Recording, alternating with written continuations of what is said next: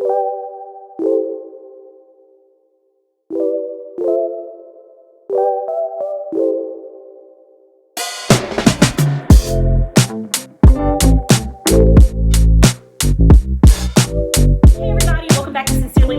My name is Legenia and I am so glad that you guys are here. I am so excited about today's video because it is a fun one. It is a delicious one. Detroit style keto pizza. Unbelievably delicious, and I'm so thrilled about this one because I've done my best to keep it to as much as traditional Detroit style as possible. Of course, we're using a fathead dough to accommodate our low carb and keto lifestyles, but you guys, it turned out great, so delicious, so yummy, and I cannot wait to share it with you. If you're new here to Sincerely Legenia, welcome. Thank you so much for joining me. I hope that you liked today's video. If so, make sure you click that subscription button below, leave a comment, and let me know that you were here. If you guys try this recipe, be sure to come back and let me know if you liked it or not. You guys, stick around and watch because I'm going to show you how to make this keto pizza Detroit style.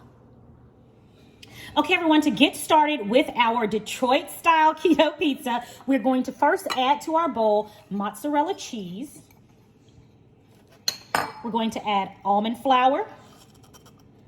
We're going to add cream cheese. We're going to add baking powder. And then lastly, I'm going to add a pinch of salt. All right, so now I'm going to put this in the microwave for about a minute to get everything nice and melted. Okay, everybody, the mixture is out of the microwave, so let's go ahead and mix this together. And then we're going to add our egg in. Make sure that you don't add in your egg when your cheese mixture is still hot. We don't want to cook our egg, okay? That would not be a good dough. Okay, in goes our egg. All right, and let's mix that up. So our dough is coming along really nicely. You'll see that it's rather sticky in consistency. So what we're going to do is I'm going to put this in the refrigerator and let it set so that it'll be easier to work with when I get ready to put it in our pan. And while this is in the refrigerator setting, we're going to go ahead and get everything else as far as our ingredients and as far as our baking pan. We're going to get it ready for the pizza. So let's put this in the refrigerator and give it time to set. We'll do that now. So we're going to get our pan ready to receive that delicious fathead dough. So first I'm going to oil my pan down with some olive oil and some butter. One thing that makes a Detroit style pizza is the thick crust with the delicious crispy and chewy edges on the crust. So I'm going to do the best I can to accomplish that with our fathead dough, since we're not using a traditional dough with yeast and everything. So we're just going to do the best we can to hopefully accomplish that. So we're going to get it all around the edges here. All right, make sure you have a really good brush, one that will not use its bristles. I have really fallen in love with this brush because it's rubber. The bristles on here are rubber, and I've been able to use it for everything when it comes to barbecue, putting barbecue sauce on any of my meats, any of that, or for what I'm using right now. This brush is perfect, and I think I got it at Walmart for just a few bucks, literally. All right, so our pan is greased and ready to go. So now I'm getting ready to shred some cheese.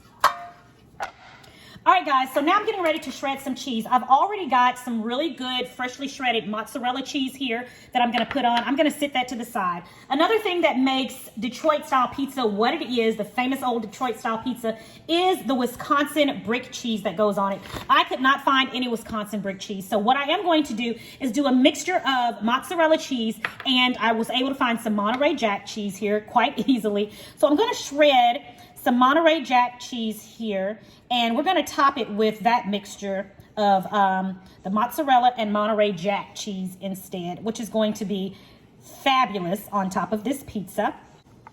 Just keep in mind the calories that we are consuming. That's one thing I've got to do. I'll eat low carb and keto, but sometimes I do too much with the calories. And so that's one thing, you know, to be successful living our low carb and keto lifestyle is to, you know, monitor the amount of calories that we're taking in. Not just how many we're burning, but how many calories we're taking in on a daily basis as well. So when you're going to kind of overindulge in some things, let's make sure, I'm talking to myself too, guys, let's make sure we also consider the amount of calories that we're taking in as well. All right, so I've got my cheese here. I'm just going to put it in this bowl right here so that it's ready to go on top of that delicious dough. All right, guys, Monterey Jack cheese and mozzarella cheese ready to go on our pizza. All right, guys, so what I'm going to do now is kind of roll out my dough a little bit here. Let me take off my rings, and I'm going to roll it out just a little bit. Wash my hands. All right, I'm going to get a little bit of almond flour and put on here. I did not secure this parchment paper down, guys, so it may very well move around a little bit. But what I'm going to do now, oh, wow, see, that is so much better. Our dough is so much easier to work with, guys. So I just want to kind of knead it a little bit here. Just a little bit to make sure it is going to be a lot easier to work with. And I would suggest, I've had this dough in the refrigerator for about, I guess about 15 minutes. Let me suggest that you guys leave it in your fridge for about 30 minutes because while it's easier to work with, it is still a little bit sticky, but it's so much easier to work with than it would have been using it immediately after I had finished mixing it with the egg and everything. Okay, so that's really good. Let's put this on into our baking dish. So I've got my deep dish baking dish here. I'm just going to put this in here and we're going to spread this out. All right, so what I'm gonna do is I'm gonna put a little oil in my hands here to make this a little easier to deal with. Yes, so much better. So because your dough will be a bit sticky, go ahead and just add a little bit of olive oil to your fingers, to your hand there to make it a little more easier to manage. All right. A really, really easy recipe. Takes a little bit of work, but not too much. Still very easy.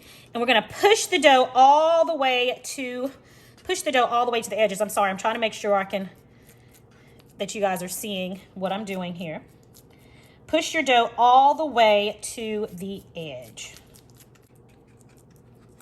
All right, guys, there we go. Okay, so we've got our dough in. It is looking fantastic. Let me let you guys see that. I hope you can see it really well. All right, can you see that really good? All right, we've got our dough there. Let me wash my hands and we're gonna put our toppings on.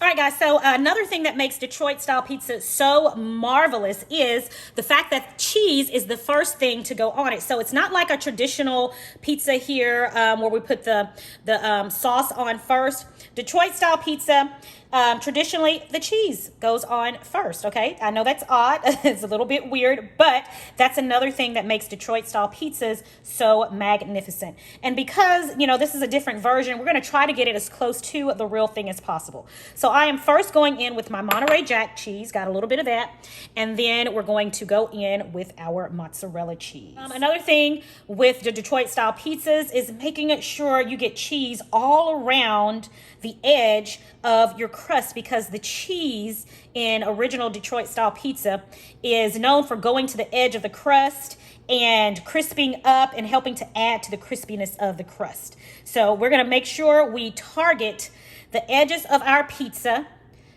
in hopes that our pizza will do the same thing, okay?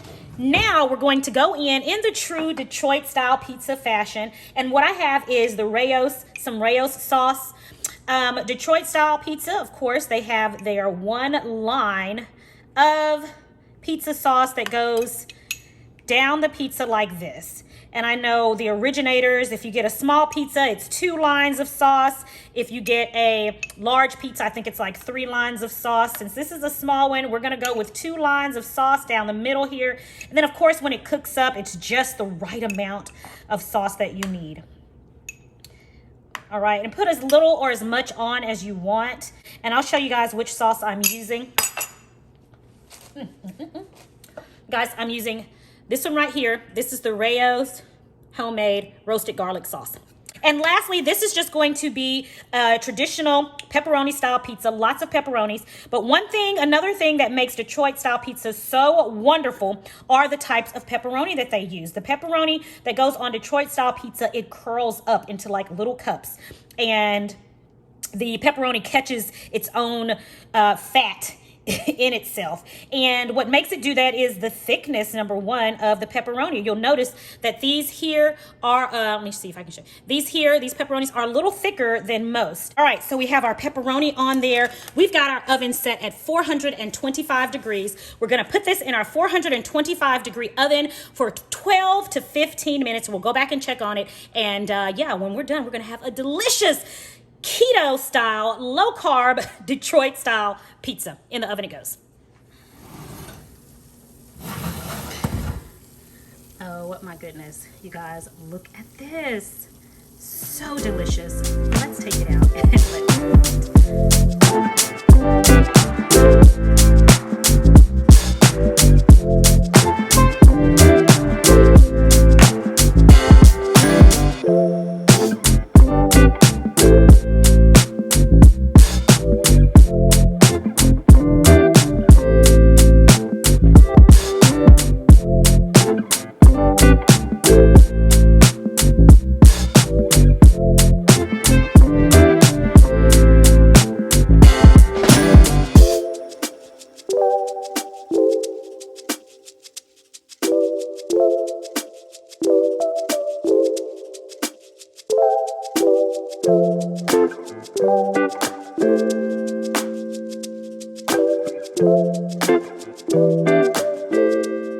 Okay guys, our Detroit style keto pizza is ready. Let's give it a taste. Nice and hot. Here we go.